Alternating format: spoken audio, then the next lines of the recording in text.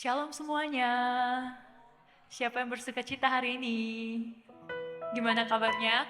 Luar biasa? Oh, tante, ya. Oke. Kita doa dulu ya sebelum ibadah. Tuhan, terima kasih ya Tuhan untuk nafas kehidupan yang masih Kau berikan pada kami ya Tuhan. Sebuah sukacita ya Tuhan, hak istimewa kami masih boleh datang berkumpul, mau mendengar firman-Mu, mau memuji menyembah-Mu ya Tuhan. Satu yang kami percaya Tuhan, bukan karena kami baik kami mau datang, tapi karena kebaikan-Mu kami mau datang ya Tuhan. Ajari kami terus ya Tuhan, untuk mengerti bahwa hidup kami nggak hanya 1,5 jam di gereja ini ya Tuhan, untuk melakukan firman-Mu, tetapi di luar gedung gereja ini juga kami mau melakukan kehendak-Mu ya Tuhan. Dan nama Tuhan Yesus Kristus kami siap memuji dan menyembah Engkau. Amin. Amin. Mari kita bangkit berdiri saudara. Kita siapkan hati kita berikan salam pada kanan kiri kita. Dan bisa keluar dari tempat duduk juga sambil kita nyanyikan lagu ini.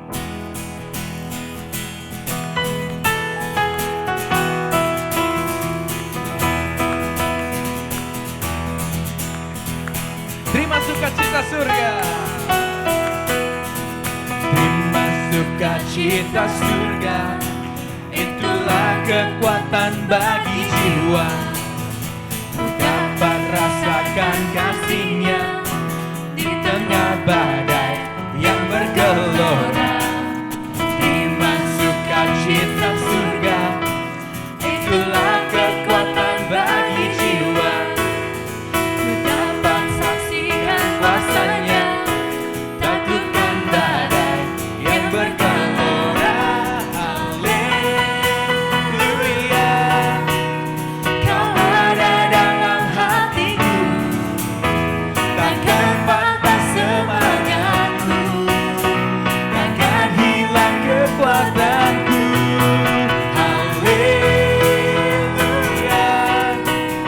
ku mau bersorak bagimu, sukacita surga nyata penuhiku.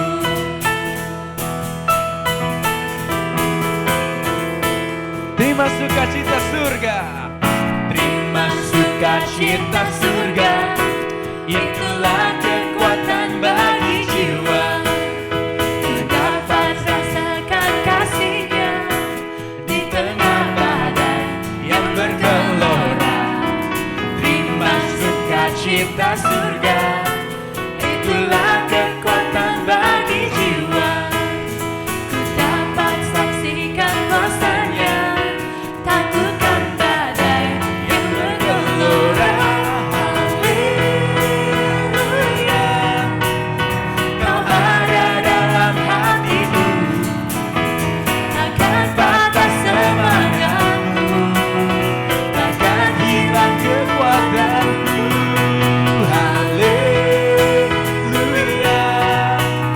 ku mau bersorak bagimu, sukacita surga nyata penuhiku. Jemaat Tuhan saja katakan haleluya, Kau ada dalam hatiku, takkan patah, Takkan patah semangatku, takkan hilang kekuatanku. takkan hilang kekuatanku. Oh, haleluya, ku mau bersorak bagimu, sukacita surga nyata penuhiku. Sama-sama katakan haleluya, haleluya, Kau ada dalam hatiku, takkan patah semangatku, takkan hilang kekuatanku. Haleluya, ku mau bersorak bagimu, sukacita surga nyata penuhiku. Sukacita surga, sukacita surga nyata penuhiku. Sukacita surga, sukacita surga nyata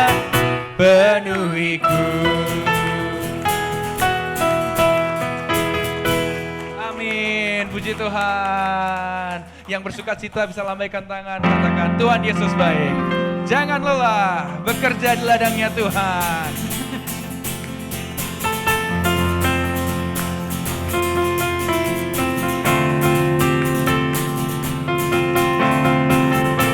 Amin.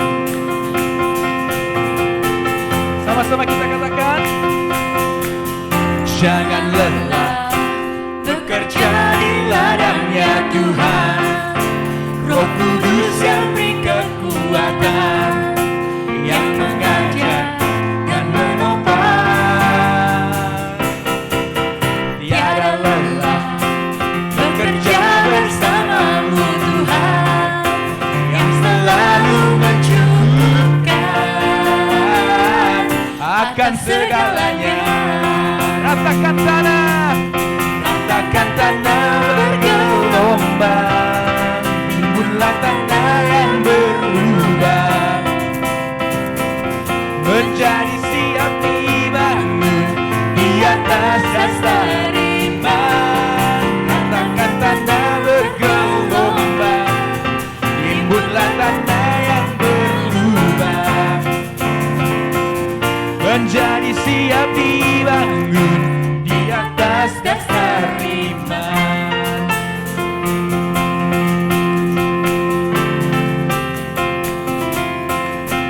Sama-sama kita katakan, jangan lelah bekerja di ladangnya Tuhan. Roh Kudus yang beri kekuatan, yang mengajar dan menopang. Tiada lelah bekerja bersamamu Tuhan, yang selalu mencukupkan akan segalanya. Sama-sama katakan, ratakan tanah,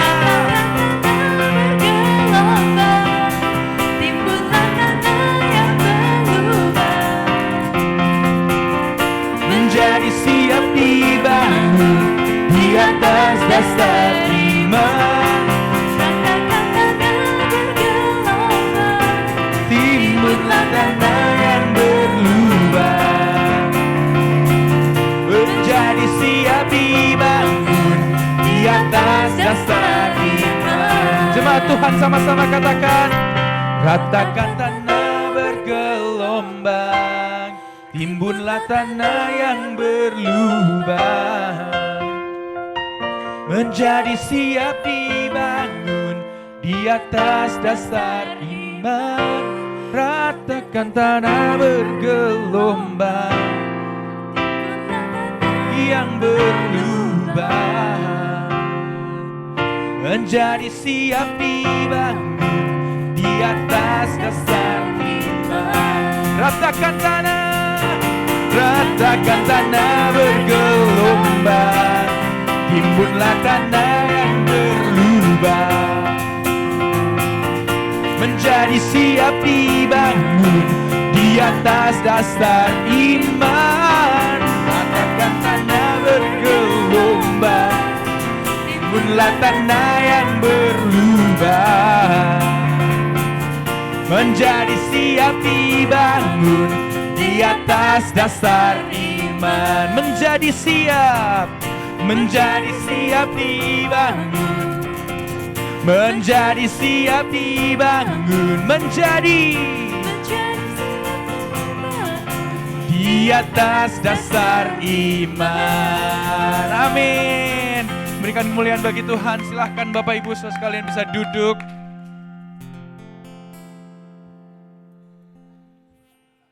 Kita akan mendengarkan suara gembala.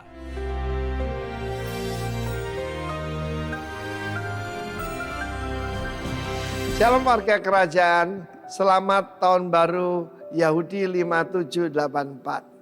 Tanggal 15 September jam 6 sore ketika bulan mulai kelihatan, maka mereka merayakan Rosh Hashanah. Rosh itu kepala, Hashanah itu the year, the head of the year. Dan sekali ini kita masuki tahun 5784. Saudara, saya percaya bahwa segala sesuatu Tuhan bisa berbicara. Bahkan juga melalui tahun ini. Tahun 84 itu terdiri dari dua huruf. Yang pertama adalah P. Ya, itu mulut. Dan tetap saya sampaikan pada saudara, kita ini di dalam kelasnya Tuhan. Jadi di dalam memerintah bersama Tuhan, yang penting itu apa yang kita ucapkan. Kalau kita ucapkan yang positif terjadi. Ya, kita lihat bagaimana Yesus mempergunakan kuasa yang dari mulut. Ketika ketemu dengan orang sakit, dia berkata, "Be healed," jadilah sembuh. Dia berkata kepada yaitu orang buta, "Melihatlah." Dia berkata pada telinga yang tuli, "Terbukalah." Dan kepada anak Yairus yang mati, dia berkata, "Talita kumi." Ya, talita kumi. Dia bergerak dengan kuasa daripada Bapa. Kalau kita dalam nama Tuhan Yesus.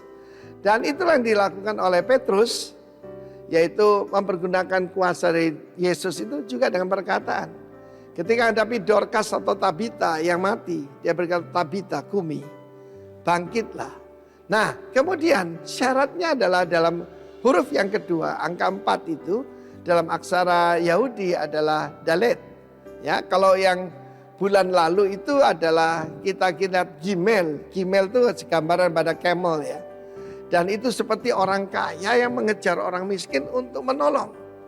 Yang mengejar orang miskin untuk menolong. Salah satu berita yang saya sampaikan, The Good Indonesian ya. Jangan cuma The Good Samaritan ya.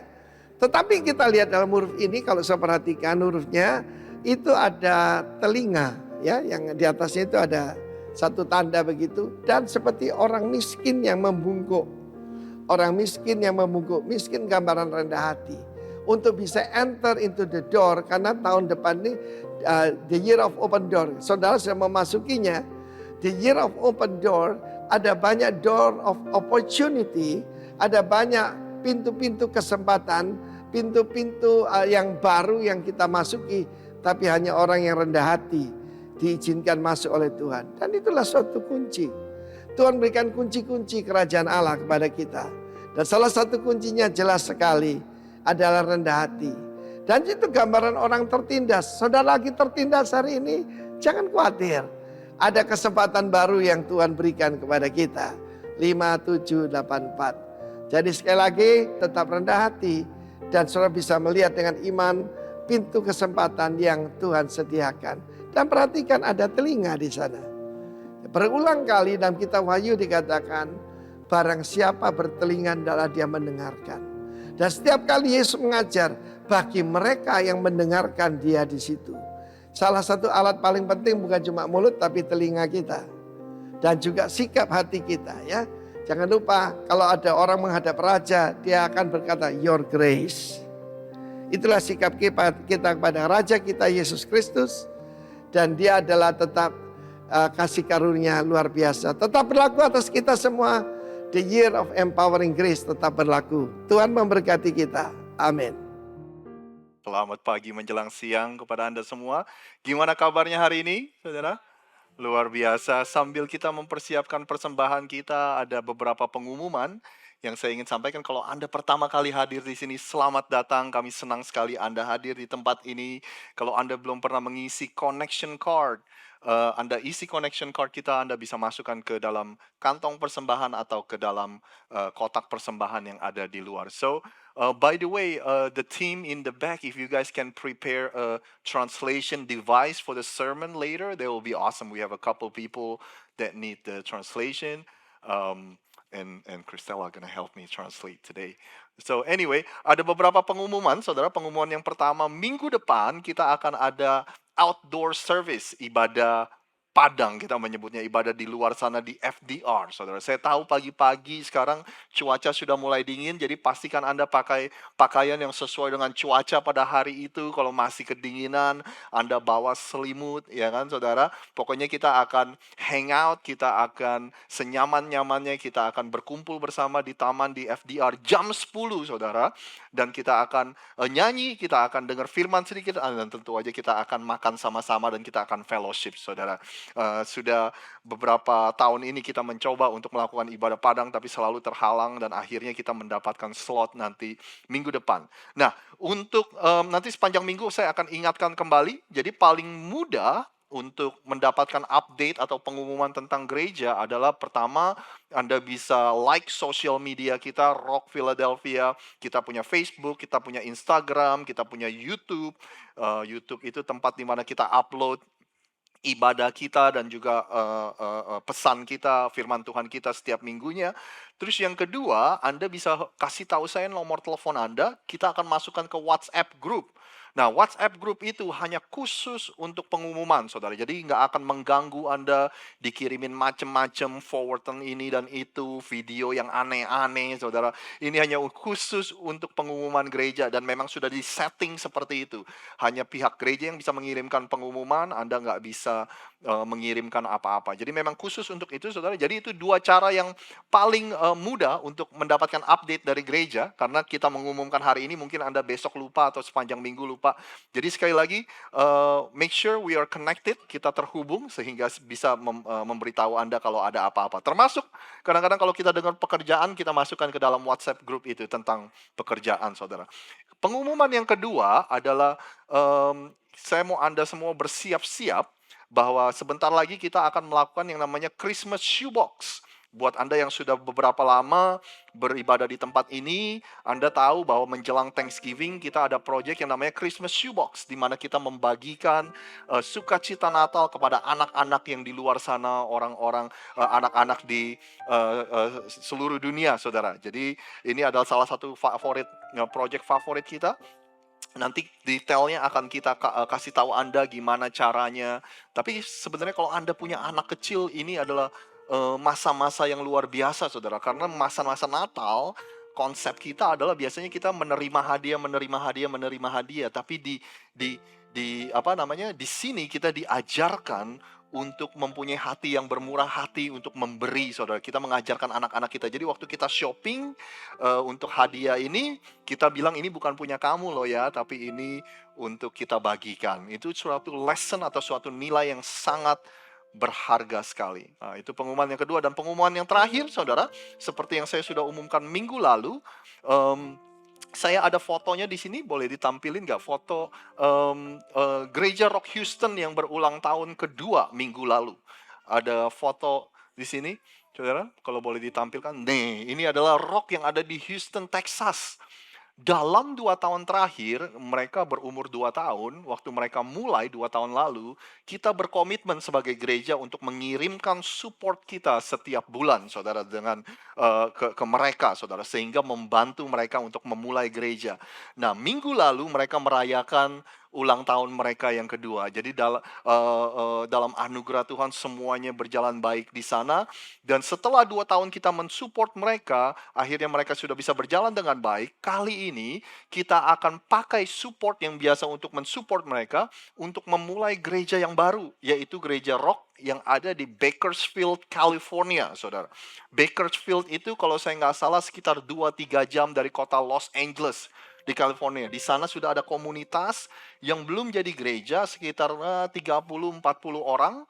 Dan kita sudah persiapkan gembalanya, kita sudah rundingkan bagaimana caranya. Dan kita akan alokasikan dana yang kita pakai ke Rock Houston untuk mendukung mereka, saudara. Jadi kita bersyukur kalau gereja kita tidak hanya fokus ke dalam, tapi kita juga berpikir secara misi, saudara.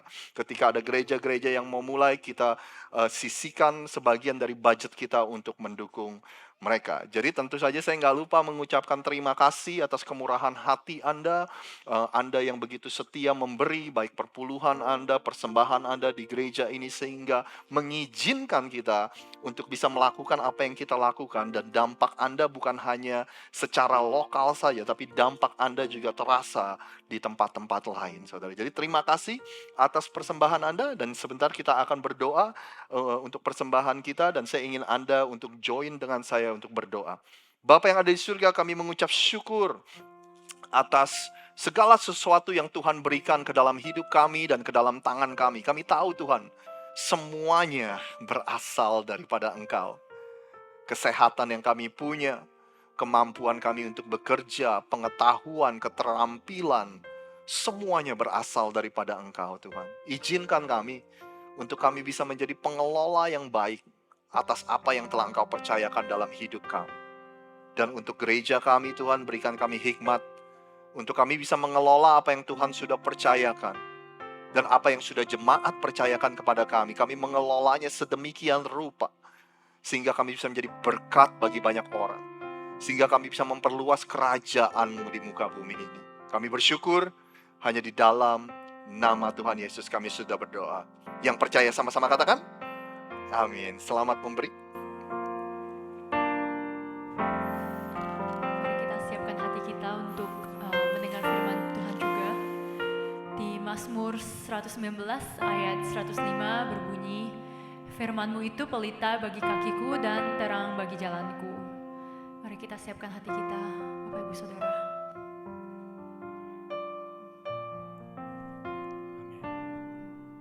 Hanya kepadanya ku kan berlari di saat ku bimbang dalam hidupku, yang aku percaya dalam hadiratnya ada kekuatan yang baru.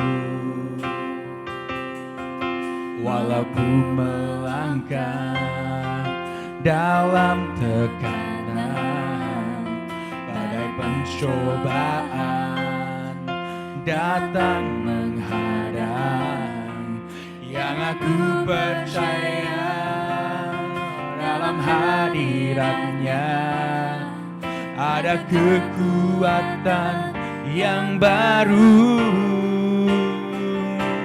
Aku kan terbang tinggi bagai Raja Wali di atas segala persoalan hidupku. Dan aku percaya saat ku bersama Dia, tiada yang mustahil bagi Dia. Mari kita bangkit berdiri, katakan sama-sama. Hanya kepadanya ku kan berlari Di saat ku bimbang dalam hidupku, yang aku percaya dalam hadiratnya ada kekuatan yang baru. Aku kan terbang tinggi bagai Raja Wali di atas segala persoalan hidupku. Dan aku percaya saat ku bersama Dia, tiada yang mustahil bagi Dia. Ku kan terbang tinggi, ku kan terbang tinggi bagai Raja Wali di atas segala persoalan hidupku. Dan aku percaya saat ku bersama Dia, tiada yang mustahil bagi Dia. Ku kan terbang tinggi bagai Raja Wali di atas segala persoalan hidupku. dan aku percaya saat ku bersama Dia, tiada yang mustahil bagi Dia. Tiada yang mustahil, tiada yang mustahil bagi Dia. Oh, tiada yang mustahil bagi Dia.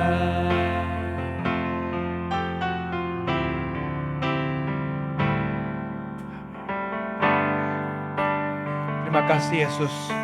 Sungguh Tuhan, kami percaya Tuhan, setiap kehidupan kami Tuhan dituntun oleh Engkau ya Tuhan.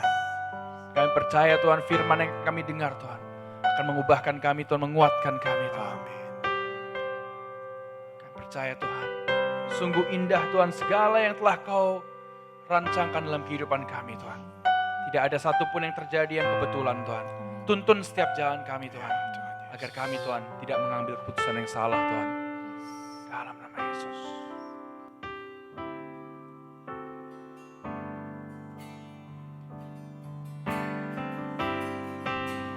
Sungguh indah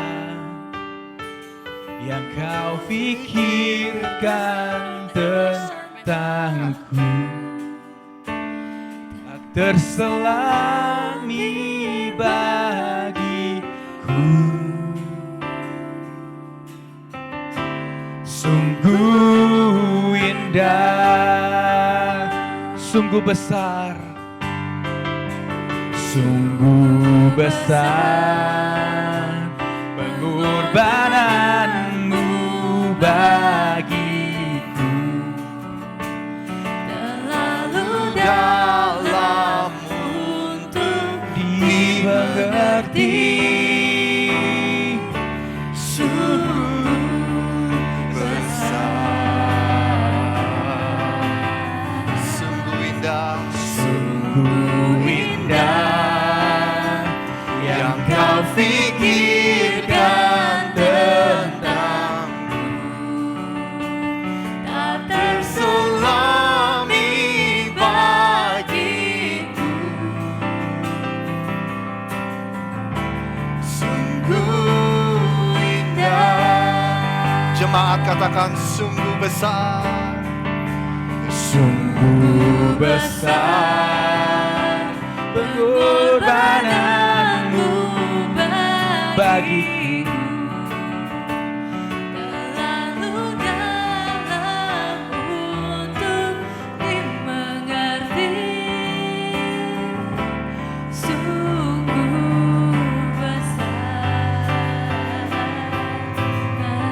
Sungguh indah. sungguh indah yang Kau Pikirkan tentang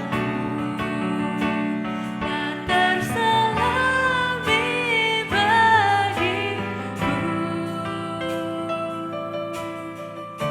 Sungguh indah.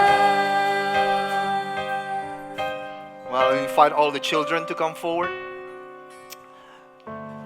Kita akan berdoa untuk anak-anak kita sebelum we send them out to their classes.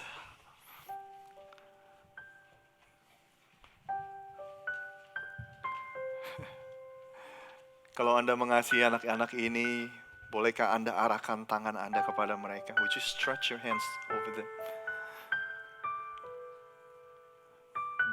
Father God, we thank you for each and every one of them. We are so grateful that they get to know you in their early age. We believe, Lord, you have an amazing plan, an amazing future for them. We truly believe there's this big vision, kingdom-sized vision inside each and every one of them. Father God, we ask you to just guide their steps, guide every decision that they make. Thank you, Lord. We surrender their life into your hands. We speak blessing upon them. We speak favor and grace and mercy and the goodness of God be upon them. Anything that is good and perfect that comes from the Lord will be upon them and will follow them for the rest of their life. Dan untuk kami para orang tua, kami bersyukur. Kami mempunyai kesempatan dan kehormatan untuk berjalan bersama mereka, menuntun mereka, dan terus mengajar mereka dan memperkenalkan mereka akan Tuhan mereka. Kami tahu Tuhan mereka ini adalah titipan yang dari Engkau. Oleh sebab itu dengan rasa hormat dan rasa bersyukur, kami ingin melakukan tugas kami dengan sebaik-baiknya untuk menjadi orang tua mereka. Kami bersyukur juga untuk setiap guru sekolah minggu yang ada di gereja ini. Tuhan, terima kasih atas komitmen mereka. Terima kasih atas investasi mereka. Terima kasih atas kesetiaan mereka untuk ada di dalam kehidupan anak-anak ini setiap minggunya. Berkat-Mu melimpah atas kami semua, Tuhan. Kami percaya semua yang mereka lakukan untuk anak-anak ini tidak akan pernah sia-sia. Kau berkati pelayanan mereka.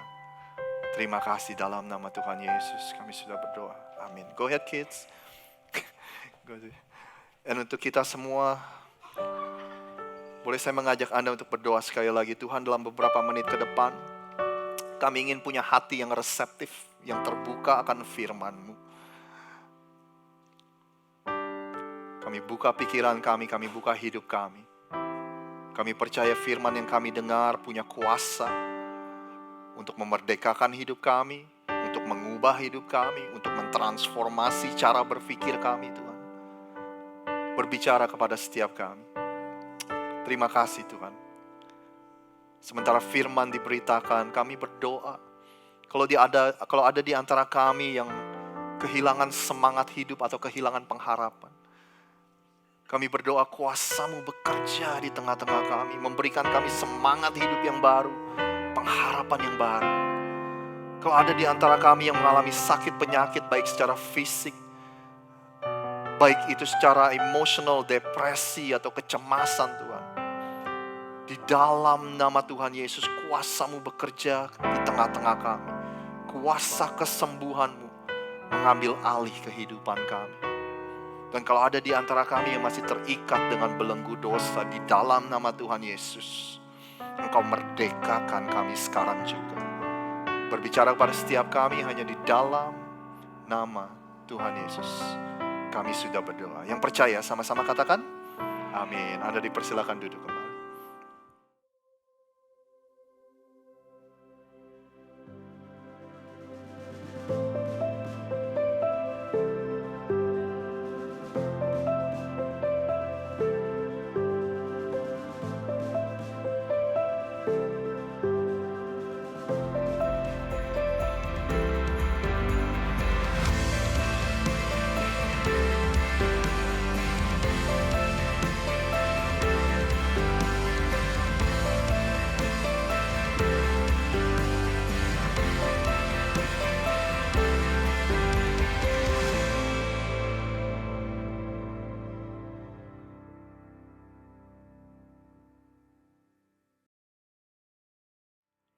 Bapak Ibu, tahukah Anda kalau di Alkitab Anda ada ayat-ayat yang cukup menarik? Bahkan ada ayat-ayat yang saya bilang masuk golongan, ada ayat-ayat yang lucu, saudara. Yang pertama mudah-mudahan bisa ditampilkan di kitab Raja-Raja. Bisa ditampilkan teman-teman. Kalau Anda nggak pernah dengar ini, ada kitab yang bilang gini, dari situ Elisa pergi ke Betel, ketika dia berjalan di sepanjang jalan, beberapa budak lelaki keluar dari bandar dan mengejeknya. Keluar dari sini, botak. Mereka berkata, keluar dari sini, botak. Lalu dia menoleh, memandang mereka dan mengumpat mereka atas nama Tuhan. Kemudian 2 beruang keluar dari hutan dan mengejek 42 anak lelaki, saudara. Pelajaran apa yang Anda dapat? Ya, jangan panggil orang botak, saudara. Kalau ada orang botak, jangan diladenin. Berikutnya, saudara. Dan ada seorang pemuda bernama Etikus. Etikus duduk di ambang jendela tenggelam dalam tidur yang nyenyak. Dan ketika Paulus terus berbicara, dia dikejutkan dengan tidur dan jatuh dari tingkat ketiga dan dijemput mati. Pelajaran apa yang Anda dapatkan, saudara? Kalau orang lagi khotbah jangan tidur. Menakutkan nggak, saudara? Nakutin ya. Nah, berikutnya Anda catat baik-baik, terutama para suami, buat ngerayu istri Anda. Dibilang gini, gigimu seperti kawanan domba-domba yang baru dicukur, yang muncul dari cuciannya. Semuanya beranak kembar dan tidak satu pun di antara mereka yang kehilangan mudanya. Saudara, maksudnya giginya rapih gitu loh, saudara. Berikutnya yang terakhir, Anda juga bisa, seperti cincin emas di moncong babi adalah wanita yang tidak menunjukkan budi bicara, saudara. Bayangin gak sih suami ngerayu istri, aduh kamu ini gak banyak bicara ya, seperti cincin emas di moncong. Bapak, Ibu, dan Saudara semua, kalau Anda nggak di sini minggu lalu kita mulai serial khotbah, saudara. Kalau Anda nggak tahu serial khotbah itu, kita pilih satu topik, lalu kita bicarakan dalam beberapa minggu. Nah, ini cuma 2 minggu seri khotbahnya. Ini adalah seri khotbah tentang Alkitab, saudara. tentang Alkitab, kita bilang begini, gimana kalau ternyata Tuhan itu sudah mengirimkan pesannya? Anda dan saya kan kita kalau berdoa, kita ingin Tuhan melakukan sesuatu, benar ya? Tuhan tolong dong, Tuhan kita mau Tuhan bergerak. Gimana kalau ternyata Tuhan itu ingin mengatakan sesuatu? Tuhan bukan hanya ingin berbuat sesuatu, tapi juga Tuhan ingin mengatakan sesuatu kepada Anda. Dan alangkah lucunya, kalau kita sudah punya pesan Tuhan, terus kita nggak baca, saudara. Ya kan? Alangkah lucunya kalau 20 tahun, 30 tahun, 40 tahun, mungkin gak lucu kali saudara. Justru menyedihkan, Anda kenal Tuhan dari apa kata orang. Orang seperti saya pendeta, Anda kenal dari Tuhan dari khotbah yang Anda dengar, tapi Anda gak pernah membaca atau Anda gak pernah kenal sendiri siapa Tuhan berdasarkan apa yang Dia tulis, saudara. Jadi minggu lalu saya ceritakan Anda banyak hal yang pada akhirnya membuat Anda seharusnya mengapresiasi Alkitab kita, saudara.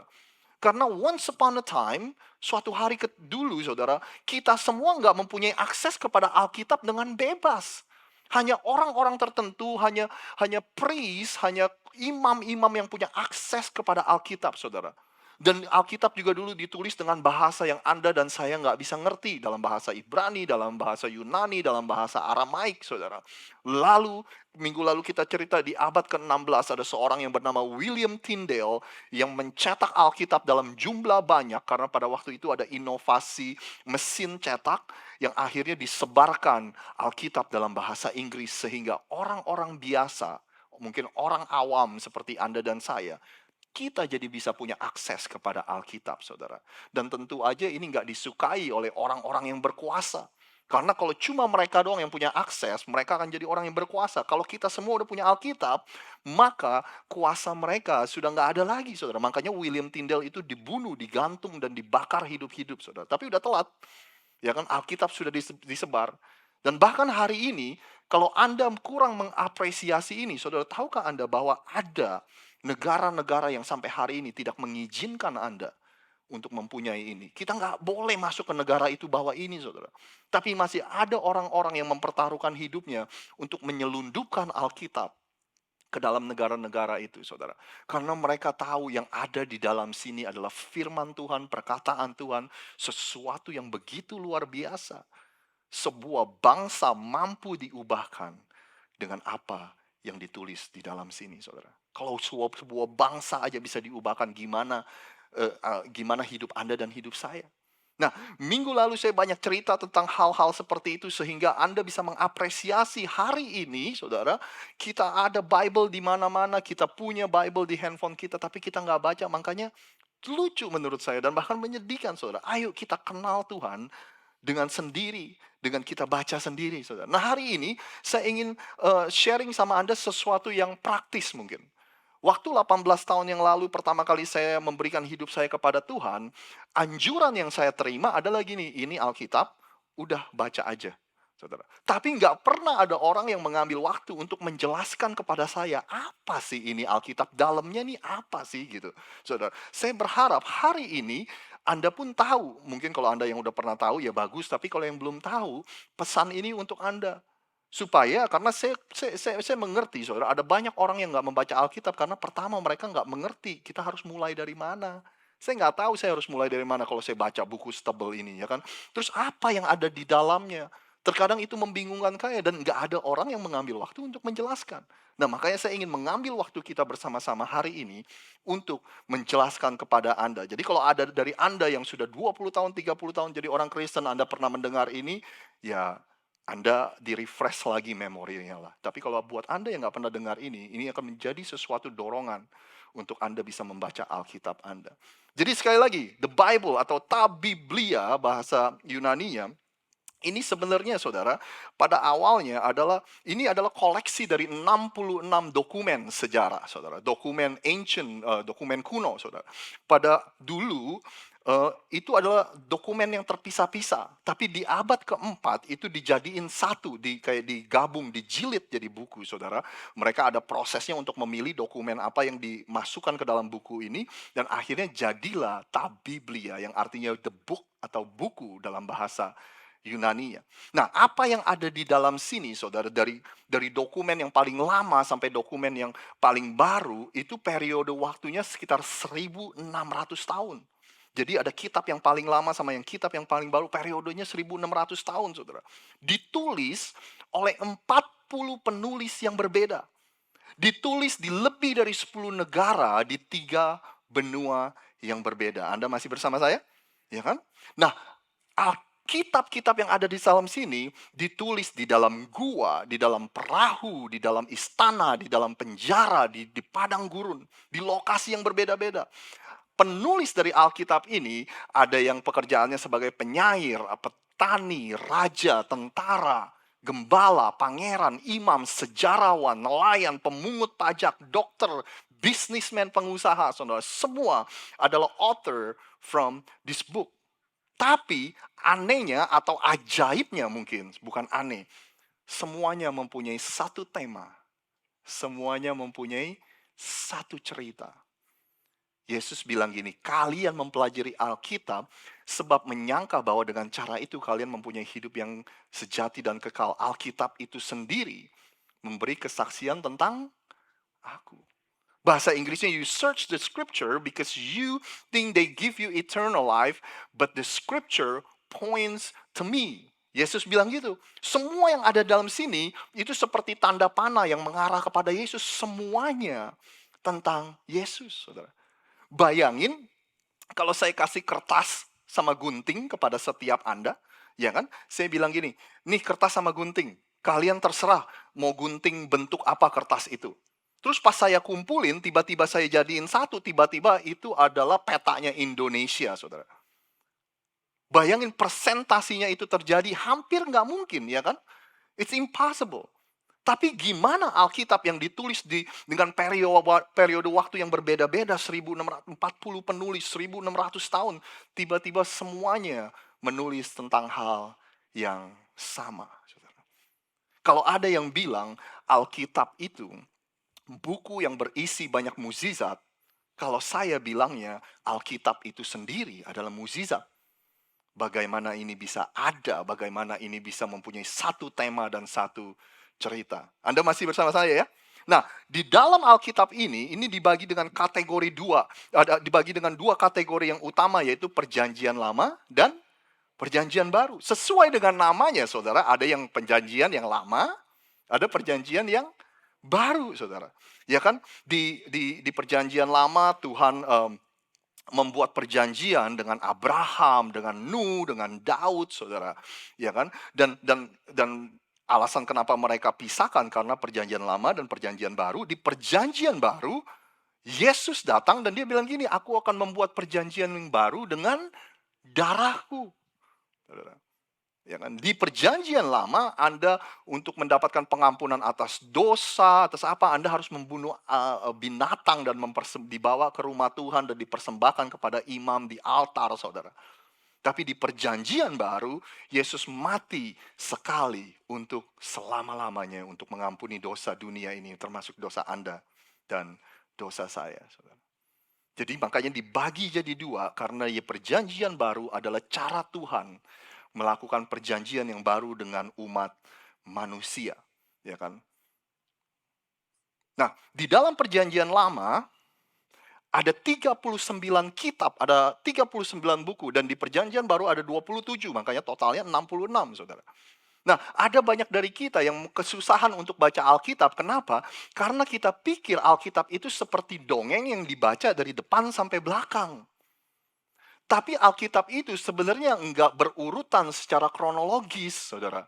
Jadi bukan seperti cerita yang dari depan sampai belakang, tapi Alkitab itu digrupin atau dikelompokkan berdasarkan dengan kategori. Anda tahu itu gak sih, saudara? Dengan kategori-kategori. Saya kasih contoh, slide berikutnya. Di perjanjian lama, nah ini urutannya, saudara. Baik Anda punya Alkitab buku seperti ini, urutannya seperti ini kan. Kejadian, Keluaran, saudara, ya kan? Baik Anda punya Alkitab digital, begitu Anda klik, urutannya juga sama, saudara, seperti ini. Ini diurutin berdasarkan dengan kategori, bukan berdasarkan dari cerita awal sampai akhir, saudara. Ya kan? Nah, di 5 buku pertama, saudara, ada Imamat, ada Bilangan. Nah, itu adalah buku Torah, kitab hukum. Setelah itu, ada kitab sejarah, kategori sejarah, Yosua, Hakim-Hakim, kitab Rut, 1 Samuel, 2 Samuel, dan sebagainya, saudara. Ya kan? Lalu ada kitab puisi atau kitab syair namanya. Makanya Mazmur itu ditulis dengan bahasa puisi, dengan bahasa-bahasa ya penyair lah gitu, saudara. Lalu ada nabi besar dan nabi kecil. Nah, nabi kecil ini bukan berarti nabi nggak penting, saudara. Cuma ceritanya pendek, maksudnya itu nabi kecil. Tapi ada nabi besar seperti Daniel, Yesaya, Yeremia. Lalu ada nabi kecil. Jadi kalau Anda baca ini, contoh nih ya, saya kasih contoh, saudara. Misalnya Anda baca kita habis melakukan seri tentang Daud selama 6 minggu ya, pelajari tentang kehidupan Daud. Misalnya di 2 Samuel pasal yang ke-11. Nah, 2 Samuel pasal yang ke-11 ini cerita tentang Daud dan siapa?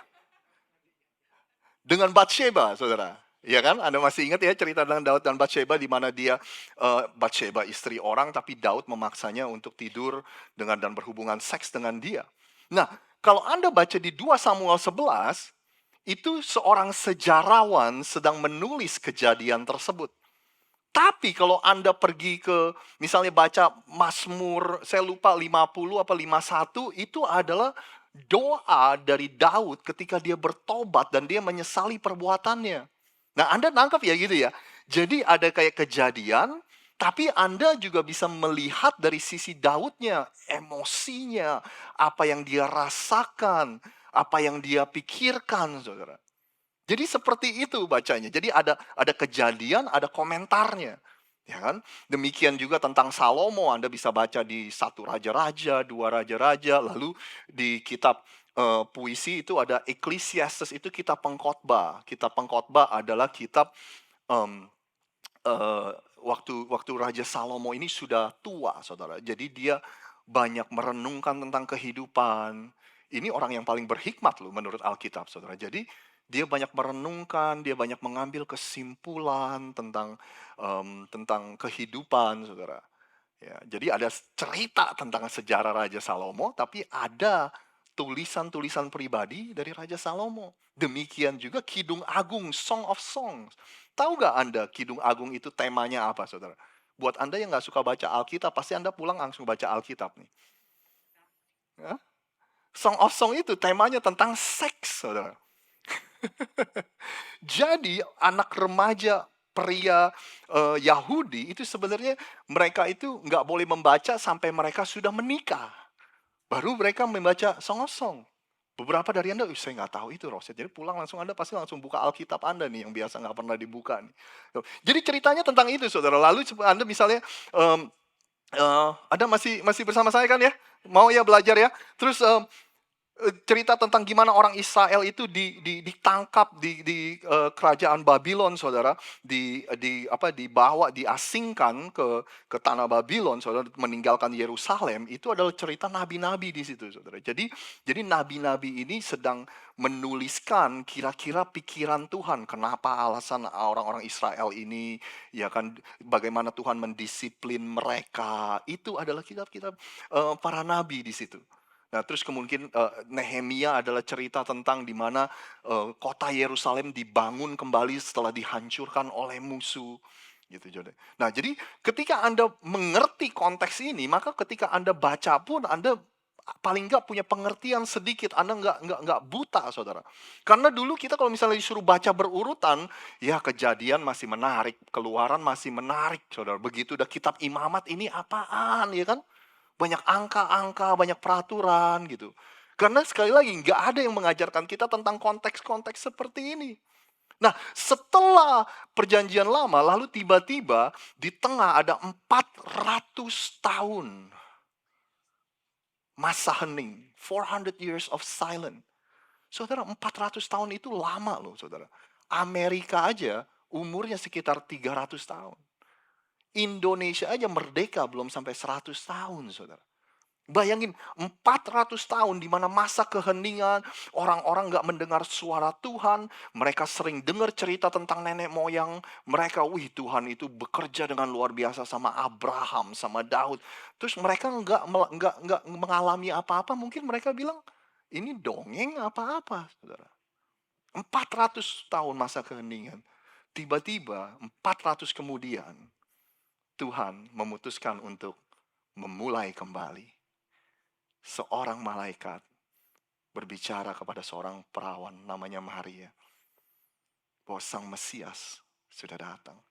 Seorang yang namanya Yohanes Pembaptis mendeklarasikan bahwa kerajaan surga sudah dekat, saudara.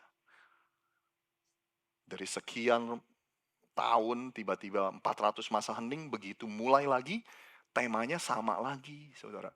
Ya kan? Saya lagi ngebayangin kalau misalnya Yohanes Pembaptis mau buat-buat sesuatu, ngapain dia pilih tema yang sama? Orang-orang juga pasti udah capek nunggu, apaan sih 400 tahun ini, Mesias mau datang, mana Mesiasnya gitu ya kan. Begitu 400 kemudian tiba-tiba Yohanes bilang Mesias mau datang. Ya kan? Kalau saya jadi Yohanes Pembaptis, saya akan bawa berita yang lain supaya orang lebih gampang percaya.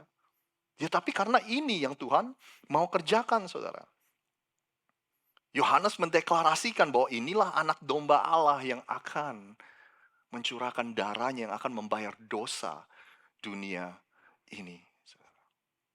Nah, di perjanjian baru, kita juga sama. Itu ada kategori-kategori. Di sini ada kategorinya. Injil yang disebut the gospel itu adalah biografinya Yesus. Ini cuma mencatat 3 tahun sejarah, 3 tahun periode waktu. Matius, Markus, Lukas, dan Yohanes. Ini adalah kehidupan Tuhan yang ketika dia menjadi manusia di muka bumi ini, di dalam Yesus, saudara. Dan ada 4 penulis yang berbeda yang menuliskan kehidupan tentang Yesus periode 3 tahun itu. Lalu begitu masuk the book of Acts, kisah para rasul, itu adalah sejarah gereja. Terus ada suratan para rasul, terus ada yang namanya kitab nubuatan atau apokaliptik, yaitu kitab wahyu, saudara. Nah, kitab sejarah, kategori sejarah dengan kategori dengan suratan ini juga sama dengan apa yang tadi saya jelaskan, saudara. Misalnya di pasal yang keberapa gitu di kitab para rasul ada cerita tentang Rasul Paulus pergi ke kota Efesus atau pergi ke kota Filipi. Tapi kita juga punya suratan di mana Rasul Paulus menulis ke Efesus dan ke Filipi. Ya, Anda bisa mengerti, saudara? Jadi ini sekali lagi bukan urutan secara kronologis. Lalu tentu aja kitab Wahyu yang banyak diperdebatkan, ya kan? Apakah ini sesuatu yang udah terjadi, apa sesuatu yang belum terjadi? Ini karena Rasul Yohanes, murid dari Yesus, itu dibuang ke Pulau Patmos. Dan di situ dia mendapatkan penglihatan dari Tuhan di Pulau Patmos itu tentang masa depan, saudara. Jadi kalau Anda mengerti cerita keseluruhan Alkitab, ini akan mempermudah Anda ketika Anda membaca. Kesimpulannya Tuhan itu setia, saudara. Dari generasi ke generasi dia begitu setia. Kalau dia berjanji, dia akan penuhi. Kalau dia berkata sesuatu, dia akan penuhi. Itulah ceritanya. Cerita tentang redemption, satu tema. Yaitu tentang bagaimana Tuhan menebus yang namanya manusia. Nah jadi makanya kalau hari ini, terutama generasi muda sering berkata, aduh kayaknya Alkitab ini nggak bisa dipercaya gitu kan ya. Nah pertanyaannya bagian mana yang nggak bisa dipercaya? Ya kan ada banyak sekali lagi kitab-kitab dalam Alkitab, ya kan? Maksudnya kamu ini nggak percaya tulisan Musa atau kalian ini nggak percaya tulisan Mazmur? Bagian mana yang kalian nggak percaya gitu, ya kan? Kan nggak semudah itu kita bilang ada 40 penulis, ya kan? Ada 66 dokumen. Bagian mana yang kalian nggak percaya? Dan yang kedua, kalau hari ini kita dengan mudahnya berkata bahwa Alkitab ini nggak bisa dipercaya, saya rasa sebagai orang-orang yang sophisticated, orang-orang yang berintelektual, saya yakin semua dari Anda orang-orang yang pintar, orang-orang yang berintelektual, masa iya sih semudah gitu? Tiba-tiba kita bilang ini adalah mitos, saudara? Hanya karena kita baca 1 artikel atau 2 artikel di Google, hanya karena kita lihat 1-2 video di Instagram, hanya karena kita nonton 1 jam YouTube video dari seorang ateis yang terkenal, tiba-tiba kita menyimpulkan ini nggak bisa dipercaya. There will be an insult to your intellect. Ini merupakan sesuatu yang menyinggung ke intelektual Anda, menurut saya, Anda jauh lebih pintar daripada orang-orang yang seperti itu. Cuma dengar satu forwardan WA, tiba-tiba kita mempertanyakan ini. Kalau Anda benar-benar mempertanyakan ini, Anda baca sendiri. Anda pelajari, menurut saya gitu lebih tepat. Nah, ada dua hal kenapa Alkitab ini bisa dipercaya. Ada banyak sih hal, tapi yang dua ini aja yang saya mau bilang sama Anda. Kenapa Alkitab bisa dipercaya? Yang pertama, karena ini akurat secara sejarah, saudara. Anda boleh katakan sama-sama saya, 1, 2, 3, akurat. Jadi ini bukan buku, bukan hanya sekedar buku membuat moral Anda jadi baik, buat Anda jadi orang baik, buat Anda jadi orang beriman, bukan hanya sekedar itu aja, saudara. Seluruh letak geografis, waktu, dan orang-orangnya, semua bisa dikonfirmasi. Kalau di Alkitab ini bicara tentang sebuah teater yang ada di kota Athena, Yunani, Anda bisa ke sana, Anda bisa temukan tempatnya, saudara. Jadi bisa dibuktikan secara akurat, secara sejarah, secara geografis. Ya kan? Anda masih ingat cerita di Yohanes pasal ke-5, saudara, di mana ada orang yang lumpuh selama 38 tahun, masih ingat? Ya kan, di dekat kolam yang namanya Bethesda, ya. Bethesda atau Bethesda? Bethesda, ya. Ratusan tahun orang-orang mengklaim bahwa cerita itu hanyalah sekedar mitos, saudara. Kenapa? Karena mereka nggak bisa temuin tempat geografisnya, kolamnya di mana gitu, ya kan? Tapi sekitar 100 tahun yang lalu, mereka menemukan tempat, sekelompok arkeologis, para penggali, saudara, menemukan tempat yang sama dengan kejadian yang Yohanes 5. Tapi itu pun mereka belum yakin, saudara. Tapi tiba-tiba 30 tahun yang lalu, ternyata mereka mengkonfirmasi bahwa tempat itu adalah tempat yang ditulis di Yohanes pasal yang ke-5. Kenapa? Karena ternyata ada kolam lagi di bawah dari apa yang mereka lihat. Waktu mereka bongkar lagi, mereka menemukan tempat dan akhirnya mereka mengkonfirmasi kolam Bethesda. Ini ada fotonya nih di slide berikut. Bukan yang ini. Ya, ini. Makanya nggak bisa ditemukan karena itu ada di bawah, saudara. 30 tahun lalu ditemukan. Anda masih ingat di Yohanes 9 waktu Yesus menyembuhkan orang buta. Terus orang buta ini disuruh mencuci atau membasuh matanya di kolam apa? Kolam Siloam. Anda masih ingat? Selama ratusan tahun orang mengklaim bahwa cerita itu mitos karena mereka nggak bisa temuin di mana letak kolam Siloam. Di tahun 2004, mereka lagi melakukan pekerjaan konstruksi di kota Yerusalem. Mereka menemukan tempatnya, saudara. Sekarang jadi tempat wisata yang tadi fotonya. Ini, saudara. Kolam Siloam. Jadi sekali lagi Alkitab bukanlah dongeng, bukanlah mitos. Anda bisa cari tempatnya, Anda bisa cari waktunya, saudara. Ya kan? Dan penemuan demi penemuan hari ini, kalau sekelompok arkeologi, sekelompok penggali ingin melakukan pekerjaan penggalian untuk mencari barang-barang kuno atau kayak Indiana Jones gitu, saudara. Tebak buku apa yang mereka pakai untuk menjadi referensi? Alkitab, saudara.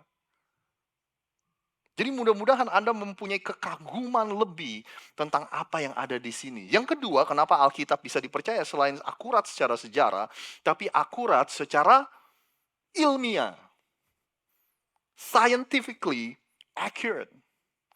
Hari ini anak-anak kita dibilang seperti ini. Kalau kamu percaya Tuhan artinya kamu anti science. Orang-orang yang percaya Tuhan, mereka nggak percaya sains, mereka nggak percaya ilmu ilmiah. Sesimpel itu kah, saudara? Kita ini kalau percaya Tuhan, kita ini anti-intellectual. Kita adalah orang-orang yang nggak mau mikir, maunya gampangnya aja. Pokoknya kita percaya Tuhan, bodoh amat ilmiah mau ngomong apa, saudara. Tapi apa yang ditulis di sini akurat, saudara. Ya kan? Gini deh. Buku ilmiah Anda, buku IPA lah, atau sains Anda, saya yakin buku saya 30 tahun yang lalu, hari ini mungkin udah nggak kepake lagi. Benar gak, saudara? Karena science always change. Ilmu ilmiah selalu berubah. Ya kan, kalau dulu mereka mikirnya begitu, oh ternyata enggak ya, begini ya. Ya kan, buku komputer Anda, 30 tahun lalu, udah nggak kepake hari ini, saudara. Buku tentang medical, tentang obat-obatan, 30 tahun lalu, mungkin sekarang udah banyak update-nya.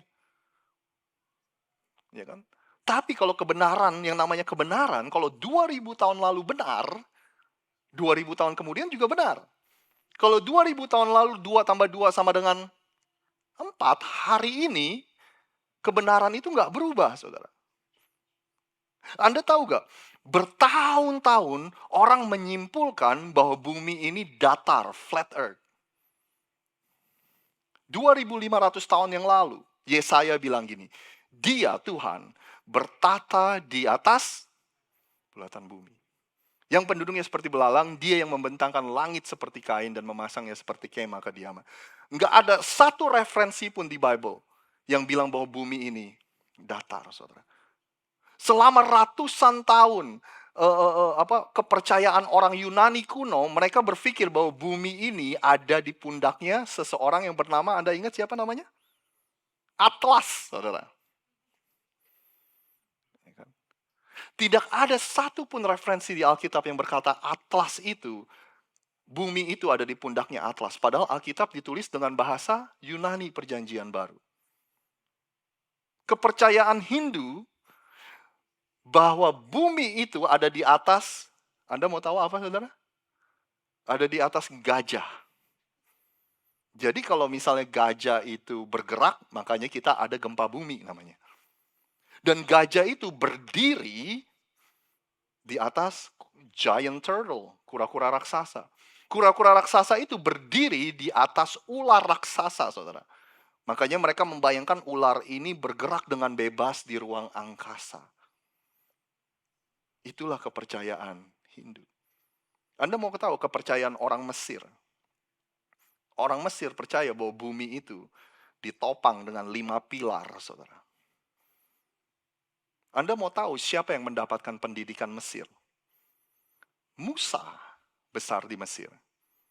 Musa besar di Mesir, dia keluar, dia tinggal sama keluarga Mesir, dia dididik dengan didikan Mesir. Mesir adalah negara yang sangat hebat, teknologinya sangat maju. Di mana mereka bisa membangun piramid, ya kan, di zaman dahulu, saudara. Tapi Musa tidak pernah satu kali pun mereferensikan bahwa bumi kita ini ditopang dengan 5 pilar. Salah satu buku yang paling tertua di Alkitab Anda, Kitab Ayub, dia berkata gini, Allah membentangkan utara di atas kekosongan, dan Anda bantu saya, 1, 2, 3, menggantungkan pada kehampaan. Kok Ayub tahu, saudara? Ya kan? Bumi ini nggak digantung dengan apa-apa. Pada kehampaan, saudara. Anda masih bersama saya ya, saudara ya? Di tahun 150 sebelum Masehi, ada seorang yang bernama Hipparchus. Hipparchus menghitung bintang, katanya di angkasa ada 1022 bintang, saudara. Ini dipercayai oleh kebanyakan orang pada masanya. Lalu 300 tahun kemudian ada seorang yang bernama Claudius yang bilang Hipparchus ini salah hitung. Dia kelewatan 4 bintang. Jadi bukan 1022 tapi ada 1026 katanya bintangnya, saudara. Kitab Yeremia berkata gini, jauh sebelum itu. Aku akan menambah keturunan hambaku Daud dan imam-imam suku Lewi sehingga jumlahnya menjadi sebanyak pasir di pantai dan 1, 2, 3 bintang di langit.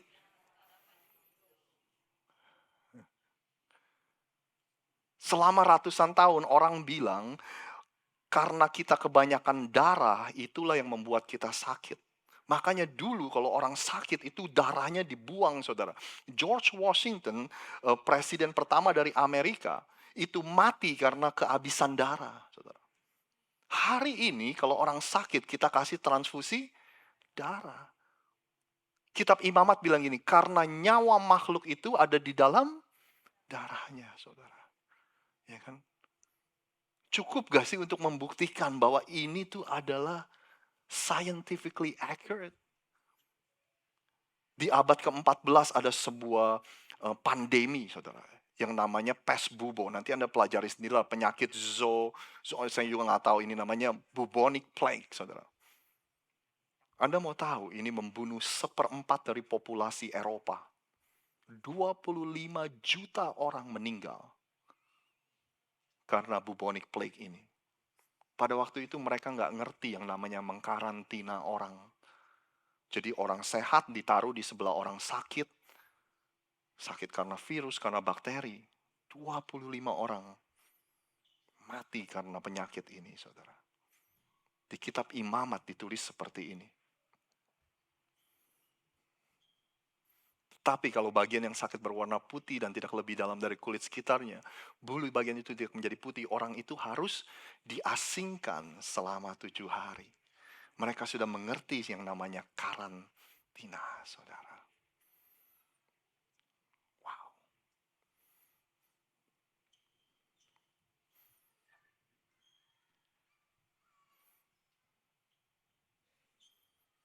Bukankah terlalu sederhana kalau hanya sekedar satu artikel, 2 artikel di Google, 1 video, 2 video yang Anda tonton, terutama untuk anak-anak kita, saudara, hanya karena 1-2 hal, tiba-tiba mereka bilang, ini nggak benar. Kalau Anda ingin membuktikan bahwa ini nggak benar, ayo dong pelajari lebih dalam lagi. Saya nggak punya itunya, saya nggak punya teh.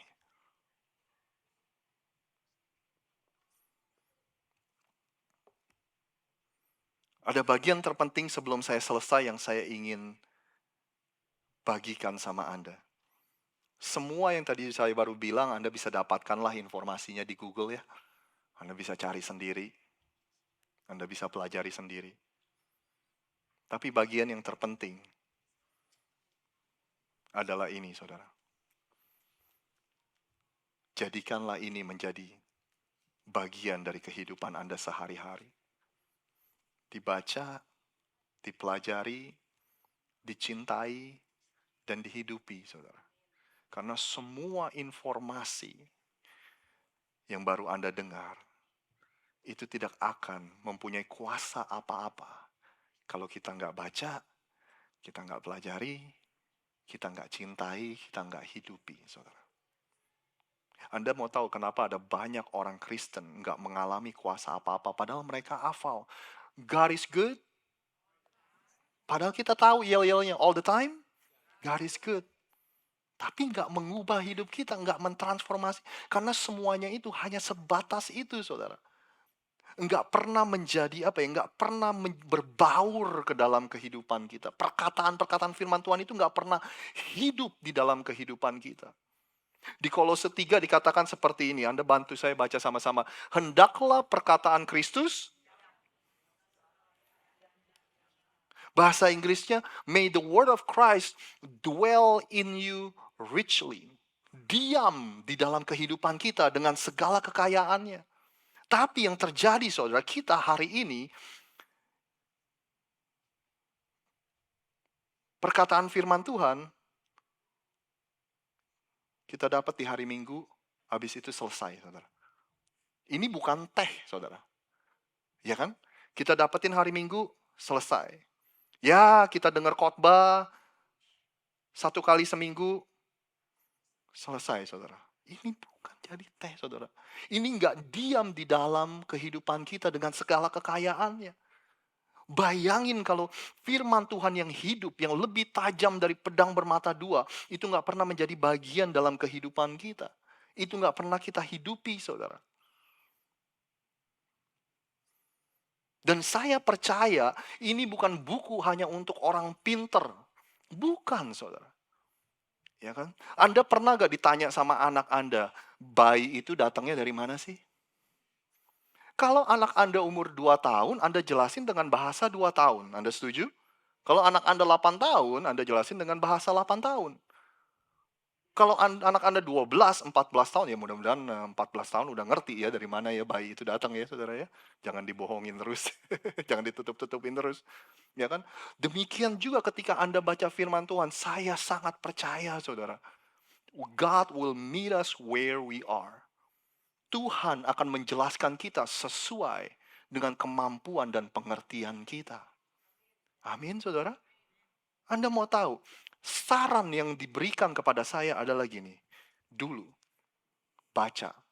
Ngerti nggak ngerti, baca, saudara. Dengan saran yang sederhana, God meet me where I was. Tuhan bertemu dengan saya sesuai dengan pengertian saya pada hari itu. Karena asumsi Tuhan, kita akan terus bertumbuh di dalam pengertian, di dalam pengenalan akan Dia. Amin, saudara. Ya kan? Nah, jadi makanya anjuran yang saya mau berikan adalah gini, saudara. 3 ini, dengan ada banyaknya resources, dengan ada banyaknya fasilitas dan teknologi hari ini, 3 hal yang bisa membuat Alkitab Anda, firman Tuhan menjadi bagian dalam kesehari-harian hidup Anda.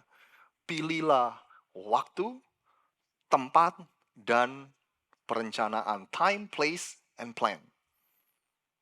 Ini akan membantu Anda menjadikan firman Tuhan menjadi bagian dalam kehidupan Anda. Yang pertama, pilihlah waktu, saudara. This is true untuk Anda olahraga, untuk Anda makan sehat, untuk Anda baca Alkitab. Kalau bahasa kita bilangnya gini, saya akan baca sampai saya punya waktu. Saya akan olahraga kalau saya ada waktu. Kira-kira dilakuin gak, saudara? Kita semua setuju ya? Ya kan? Tapi ketika kita punya waktu, kita tentukan waktu itu akan membuat kita lebih mudah untuk komitmen. Setuju ya, saudara ya? Memang sih dianjurkan, waktu yang ideal adalah pagi hari. Karena ada yang bilang gini, apa yang Anda baca pertama kali, apa yang Anda lihat, apa yang Anda dengar pertama kali, itu akan menentukan the trajectory of your life. Ini akan menentukan hari Anda tuh seperti apa sepanjang hari itu, saudara. Ya kan? Kalau Anda begitu buka mata, Anda langsung dengar berita yang isinya adalah berita-berita negatif, yang nggak heran kalau Anda dan saya jadi orang yang takut. Ya kan? Aduh, dunia ini udah lagi lah, nggak ada harapan lah. Begini dunia kita, ya udah sepanjang hari Anda jadi orang yang hopeless, saudara, yang nggak punya pengharapan karena kita dikasih tahu seperti itu. Kalau begitu Anda baca, begitu Anda bangun buka mata, Anda lihat sosial media, teman Anda baru beli mobil baru, teman Anda baru dapat kerjaan yang gajinya lebih tinggi dari Anda, teman Anda baru liburan lagi. Gimana Anda dan saya bisa mensyukuri kehidupan kita, saudara? Anda mengerti maksud saya? Tapi kalau begitu buka mata kita membaca janji-janji Tuhan, harapan-harapan dari Tuhan, ini akan menentukan mental dan attitude dan sikap hati Anda sepanjang hari itu, saudara. Amin, saudara?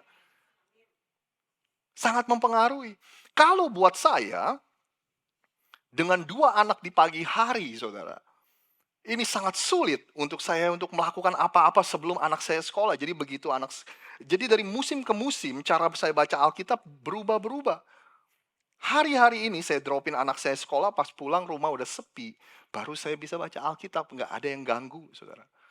Ya kan? Anda juga sama. Anda mau baca Alkitab kapan? Waktu yang tepat.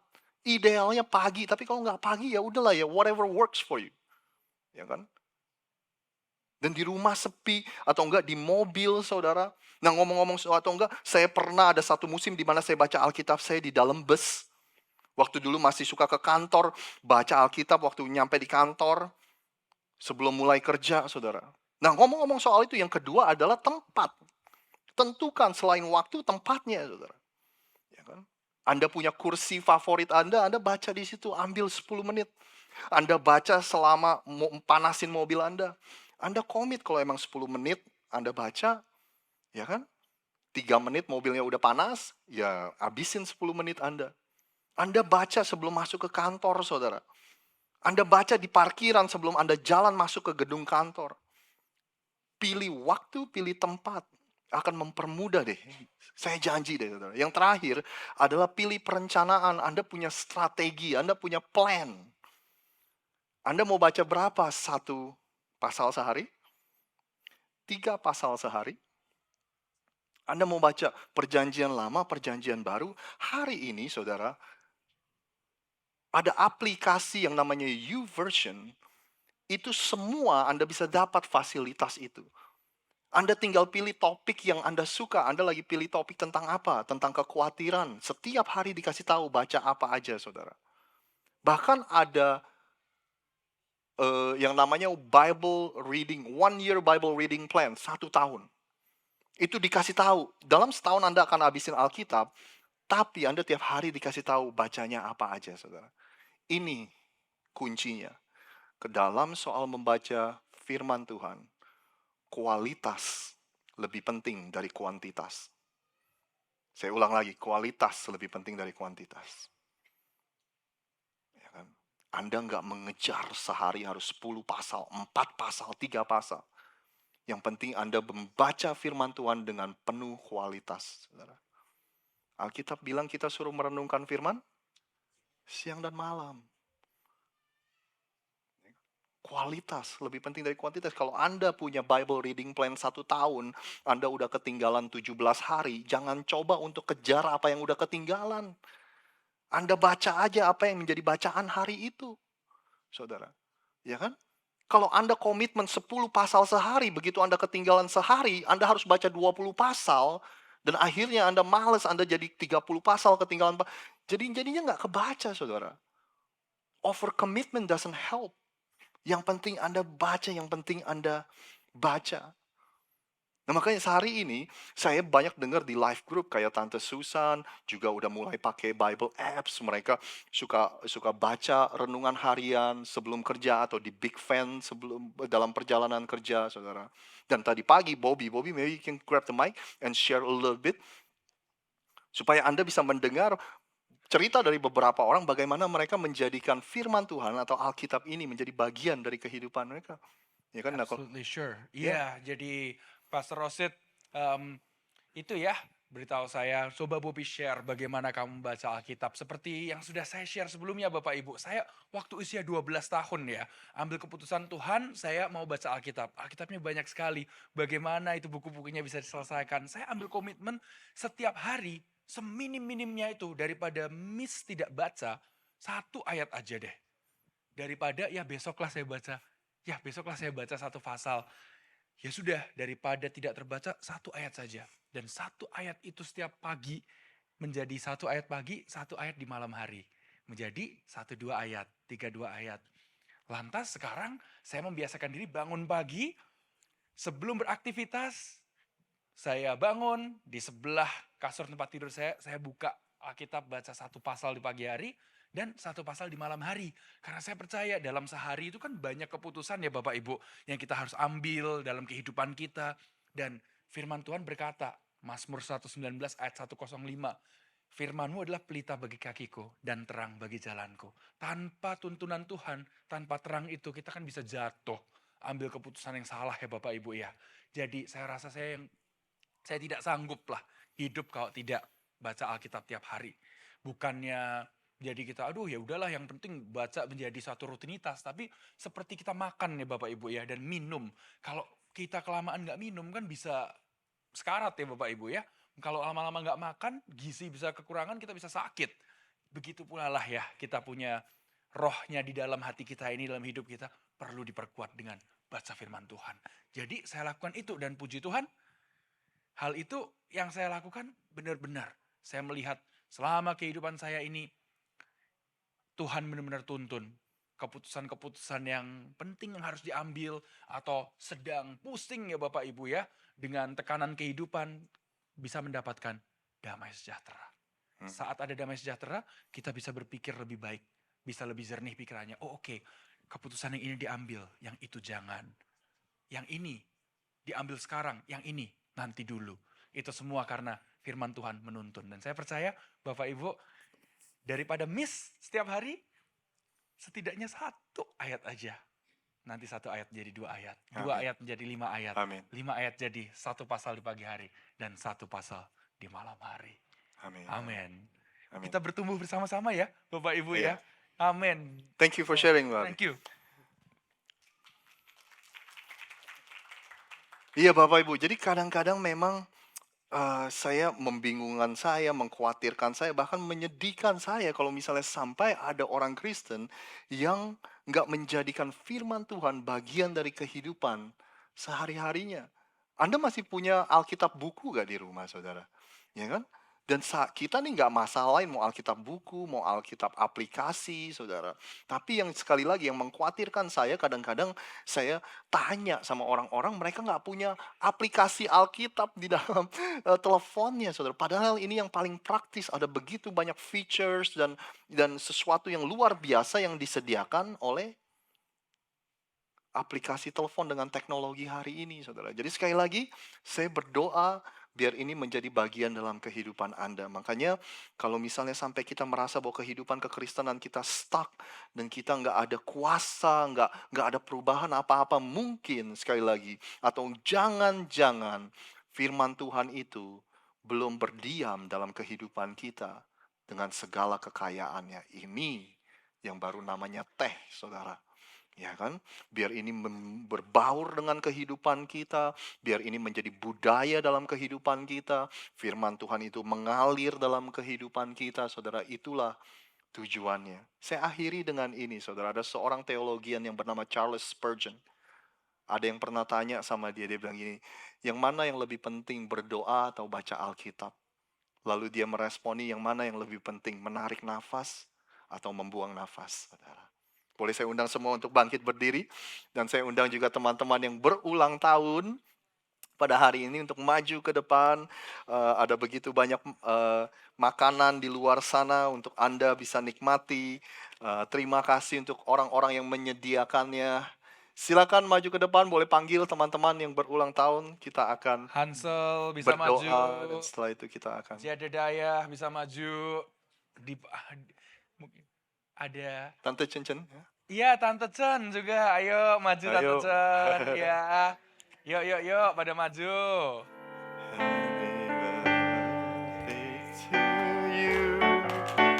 Happy birthday to you. Happy birthday, happy birthday, happy birthday to you. Happy birthday to you. Happy birthday to you. Happy birthday, happy birthday, happy birthday to you. Mami mana mami? Opa, Oma mau maju? Hah? Pak Eko, Ibu? Opa, Oma, yuk. Oh iya, Om, Tante yuk maju. Kita doakan Pak sama-sama. Eko dan Ibu Eko bisa maju yuk. Kita sekalian doakan cucunya.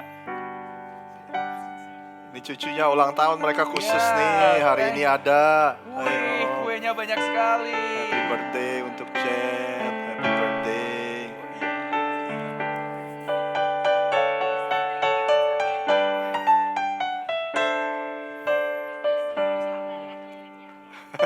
Oh, tiup lilinnya ya? Tiup lilinnya. Tiup lilinnya. Tiup lilinnya. Tiup Lilinnya sekarang juga. Sekarang juga. Sekarang juga. Woo!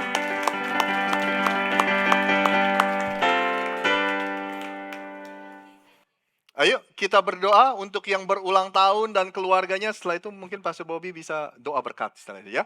Yuk. Jadi kita bersatu hati dan kita berdoa. Terima kasih Tuhan untuk Hansel yang berulang tahun pada hari ini. Juga terima kasih untuk Ella dan juga Ian. Kami mengucap syukur juga Tuhan untuk Jaden, Tante Cencen, Olis dan seluruh keluarga. Monica, Jet, Daniel, dan seluruh keluarga besar Tuhan dari Opa dan Oma. Kami mengucap syukur atas hari yang begitu luar biasa ini. Biar berkat Tuhan tercurah. Engkau yang berulang tahun Tuhan juga berkati Tuhan. Ada begitu banyak kelimpahan dan hal-hal yang baik yang Tuhan sudah sediakan dalam kehidupan mereka. Terima kasih Tuhan. Kami mengucap syukur, kami tahu jerih payah pelayanan yang mereka sudah lakukan untuk kerajaan-Mu tidak akan pernah sia-sia Tuhan. Tuhan lihat hati mereka yang rindu dalam melayani. Tuhan kembalikan dengan berlipat kali ganda Tuhan. Dan untuk Jet juga Tuhan Engkau berkati kehidupannya, masa depannya. Kami percaya masa depan yang Tuhan sudah sediakan begitu luar biasa. Sekali lagi Tuhan berikan impian-impian besar dalam kehidupan mereka. Bukan hanya impian untuk pribadi, tetapi impian yang mereka punya untuk kerajaan Tuhan. Biar Tuhan tanamkan dalam setiap hati mereka. Terima kasih Tuhan, terima kasih Engkau berkati sekali lagi keluarganya, pernikahan mereka, dimanapun mereka berada, di Indonesia, di Amerika.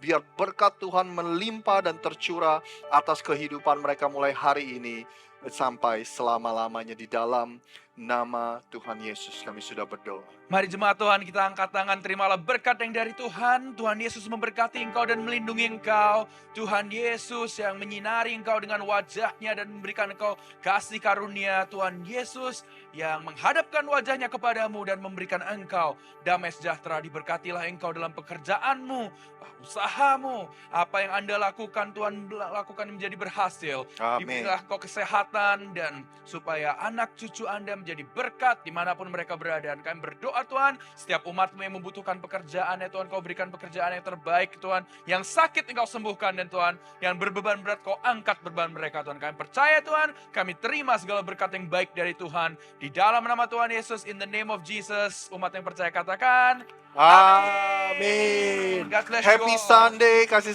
salam samping kiri kanan Anda, katakan Happy Sunday. God bless you. Tuhan memberkati. Happy birthday semuanya, Hansel, Tante Cencen dan Jet. Happy birthday.